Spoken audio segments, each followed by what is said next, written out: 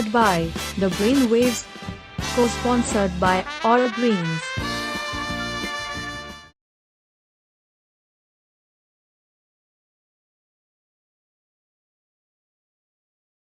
दोस्तों, आज हम बात करेंगे न्यूरो सर्जरी के बारे में।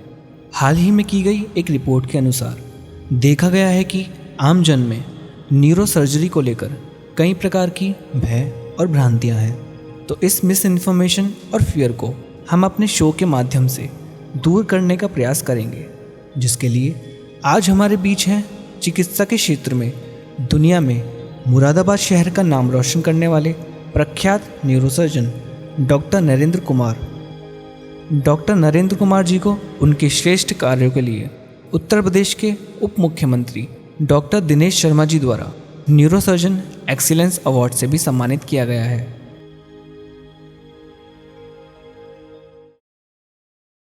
नमस्कार दोस्तों, मुद्गल शो में आपका स्वागत है।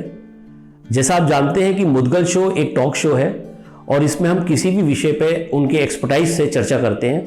तो आज इसी चीज़ को, इस श्रृंखला को आगे बढ़ाते हुए हमने एक जाने माने मुरादाबाद के न्यूरोसर्जन, जो इस सर्जरी की क्षेत्र में, न्यूरोसर्जन की क्षेत्र में हज़ारों मरीजों को सही कर चुके हैं, उनको उनके इसी उत्कृष्ट कार्यों के लिए उत्तर प्रदेश के उप मुख्यमंत्री डॉक्टर दिनेश शर्मा जी के द्वारा न्यूरो सर्जिकल एक्सीलेंस अवार्ड से भी नवाजा गया है।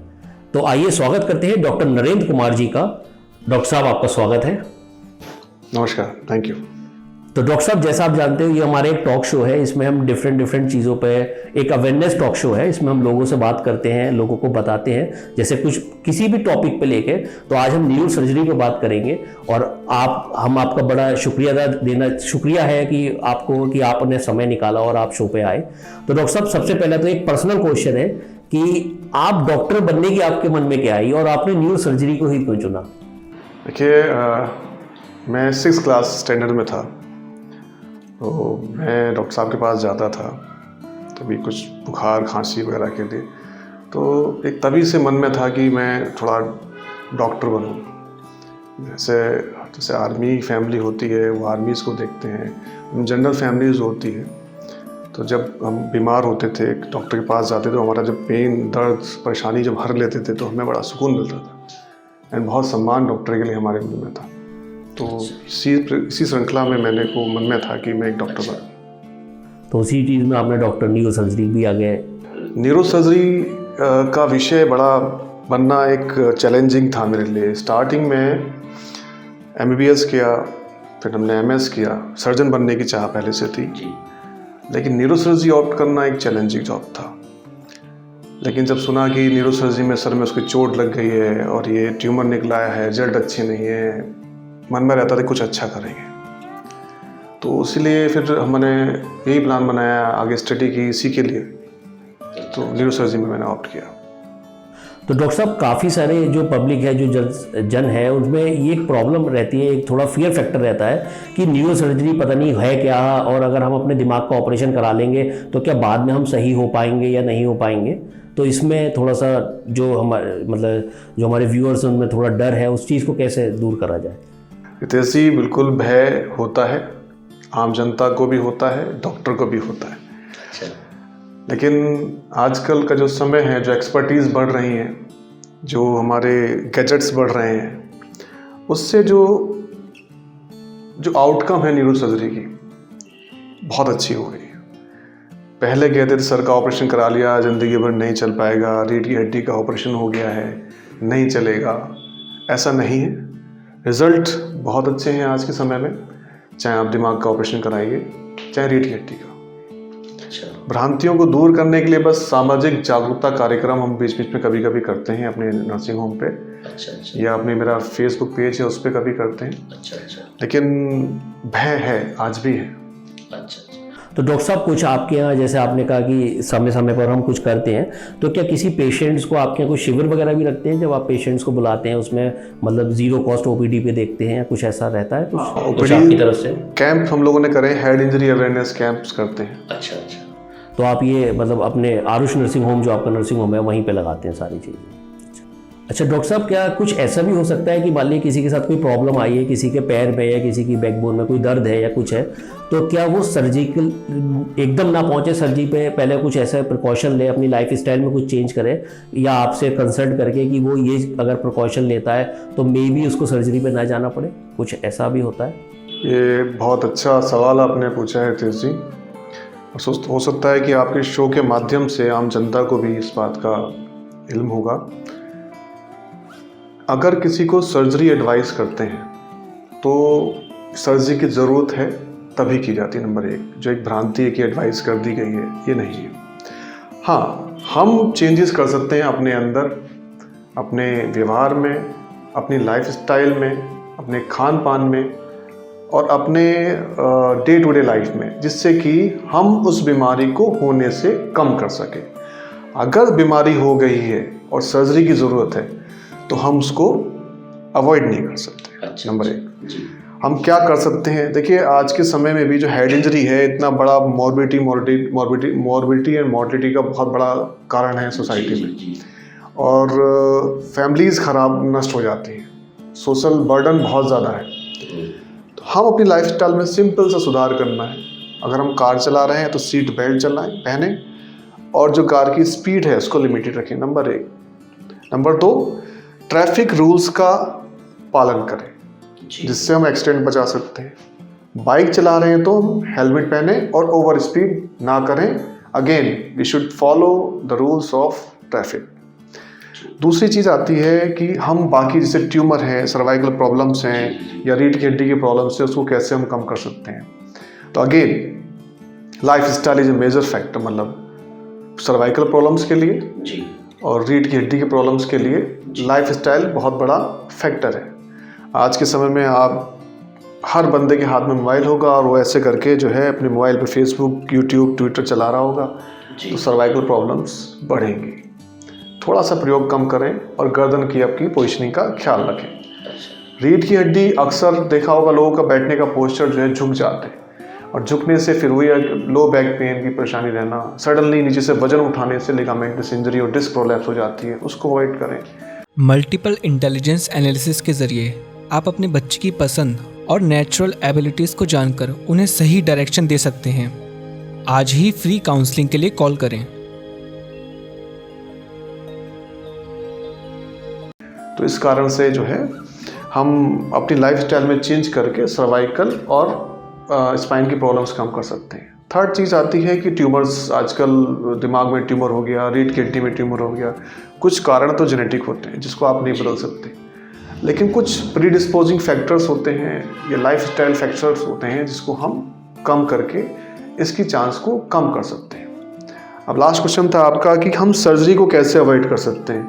तो सिंपल सी बात है, यदि हम ये सारे फैक्टर्स को हम यूज़ करेंगे, ओवर स्पीड नहीं करेंगे, ट्रैफिक रूल फॉलो करेंगे, ट्रॉमा से बचेंगे, लाइफस्टाइल ठीक रखेंगे, तो ट्रॉमा कम हो जाएगा, आपकी स्पाइन की प्रॉब्लम, सर्वाइकल, लंबर प्रॉब्लम्स कम हो जाएंगी और ट्यूमर के चांसेस कुछ हद तक कम हो जाएंगे। तो डॉक्टर साहब, जैसा आपने बताया कि आजकल लोग ज़्यादातर मोबाइल का यूज़ करते हैं और अपने लैपटॉप्स वगैरह कंप्यूटर पर, तो जिसकी वजह से उनके पोस्चर जो है जो ख़राब हो रहा है और उनकी बैकग्राउंड प्रॉब्लम्स आ रही हैं, तो उसकी कुछ क्या हम एक्सरसाइज भी बता सकते हैं उनको, या कुछ एक्सरसाइज भी होती है? रेगुलरली एक हमारा समाज में, सोसाइटी में एक नियम है वैसे भी कि सभी को मॉर्निंग उठकर एक्सरसाइज करनी चाहिए। अच्छा। तो नॉर्मली सभी लोग अपनी एक्सरसाइज करें। ओवर लिमिटेड, मतलब लिमिट से ज़्यादा आप सडनली आप एक्सरसाइज करने लगते हैं, भैया I am going to gym and जो है वेट लिफ्टिंग स्टार्ट करें, वैसा ना करके एरोबिक एक्सरसाइज करें। अच्छा। वो बहुत फ़ायदेमंद रहती हैं इसके लिए।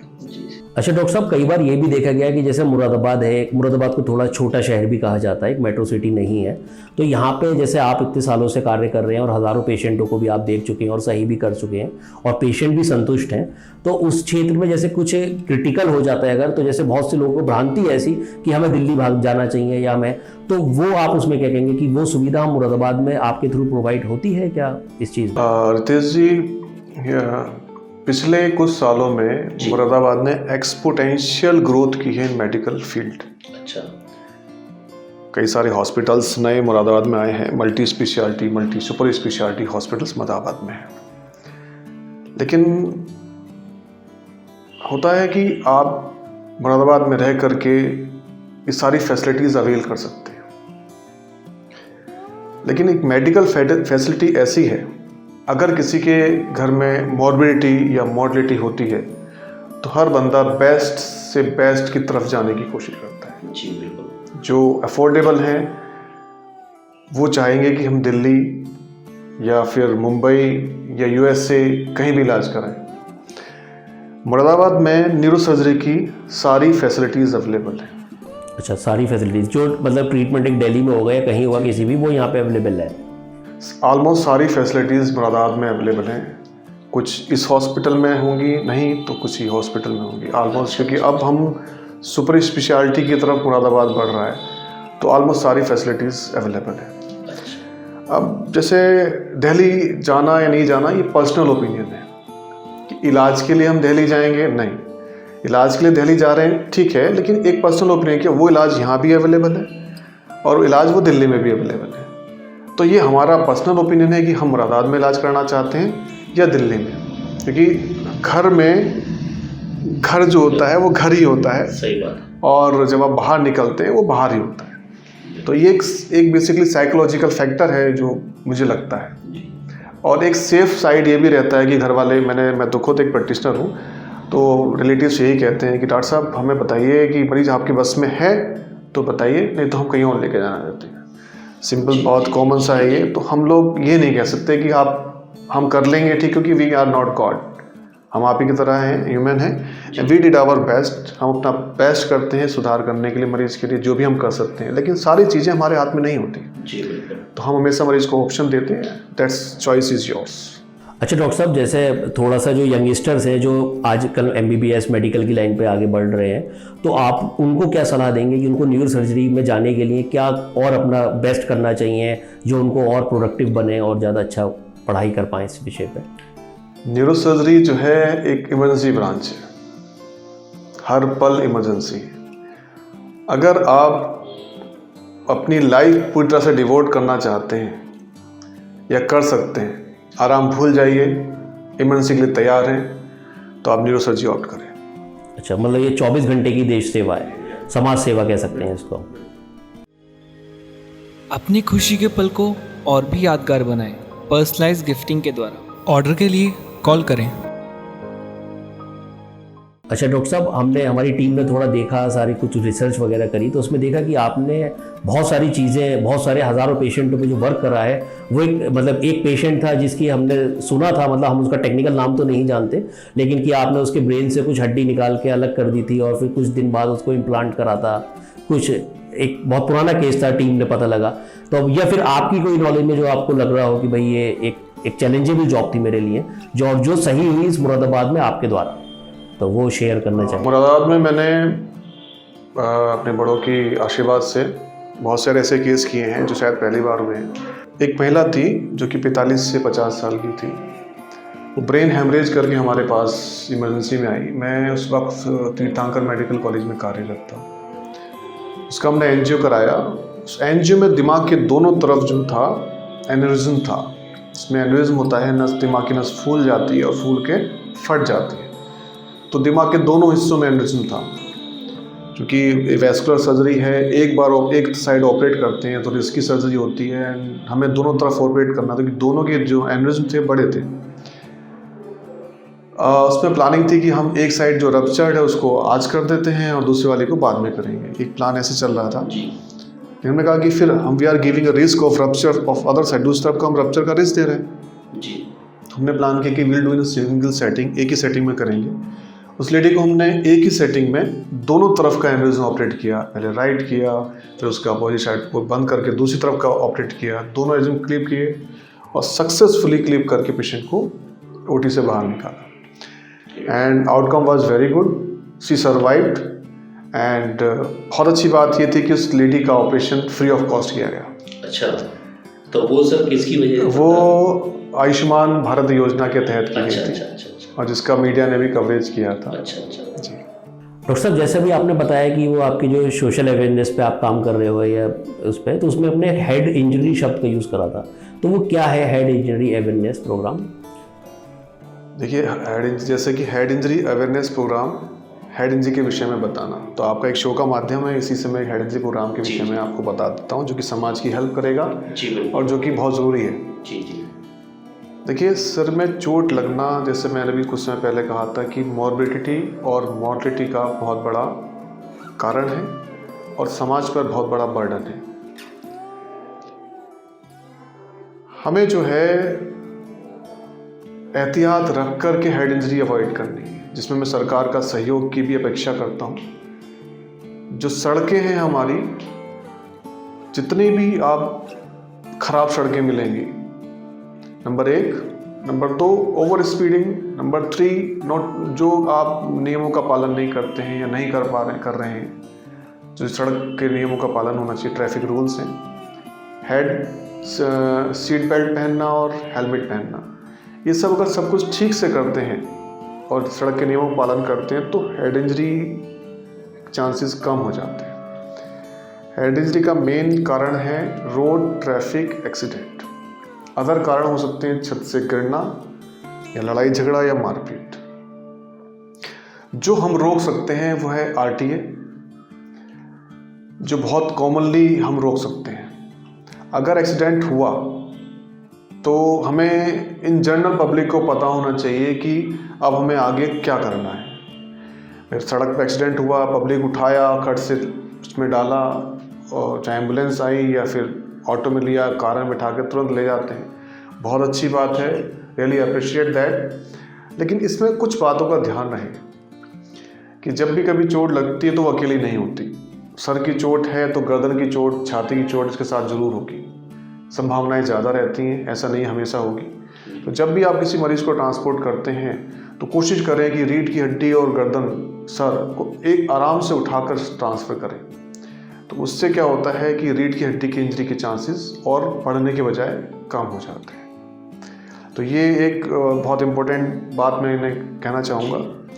और सिर की चोट के लिए, जैसे कभी कभी पेशेंट को चोट लगी, एक्सीडेंट हुआ, छत से गिरा, झगड़ा हुआ, सिम्टम नहीं आते, और बेहोशी ही एक सिम्टम नहीं होता जिससे कि हम माने कि सिर में चोट लगी है। अगर किसी व्यक्ति को सर में दर्द जो कि ज़्यादा हो रहा है, उल्टी अगर आ रही है, कोई छोटा मोटा दौड़ा या मेजर दौड़ा पड़ा है, या बेहोशी हुई है, ये 4-5 लक्षण हैं, या नाक या कान से खून आया है, सीरियस हेड इंजरी मान करके ही हम उसको आगे सेंटर में शिफ्ट कराएं। और हमें किसी भी एक्सीडेंट के पेशेंट्स को जिसमें हम सर की चोट एक्सपेक्ट कर रहे हैं तो टर्सरी केयर सेंटर या मल्टी स्पेशल सेंटर, जहाँ पे न्यूरो सर्जरी की सुविधा उपलब्ध है, वहाँ पे लेके जाया जाए। बस यही एक छोटा सा मैं समाज को संदेश देना चाहता हूँ। जी, तो शुक्रिया डॉक्टर साहब। जैसा आपने देखा दोस्तों कि डॉक्टर साहब कितना अच्छा अवेयरनेस प्रोग्राम चला रहे हैं, और शायद बहुत ही कम लोग हैं जो इस चीज़ ऐसे प्रोग्राम्स चला रहे हैं। तो आशा है आपको कुछ चीज़ें, और अगर कोई आपको कुछ प्रॉब्लम है या कोई भी चीज़ समझनी है तो आप हमारे कमेंट बॉक्स में डॉक्टर साहब से बात कर सकते हैं। डॉक्टर साहब का अपना भी फेसबुक पेज है जिस पे आप उनसे बात कर सकते हैं, उनसे कोई भी चीज़ पूछ सकते हैं। तो डॉक्टर साहब बहुत बहुत शुक्रिया आपका हमारे शो पे आने के लिए, धन्यवाद। Thank you Tej ji, thank you very much.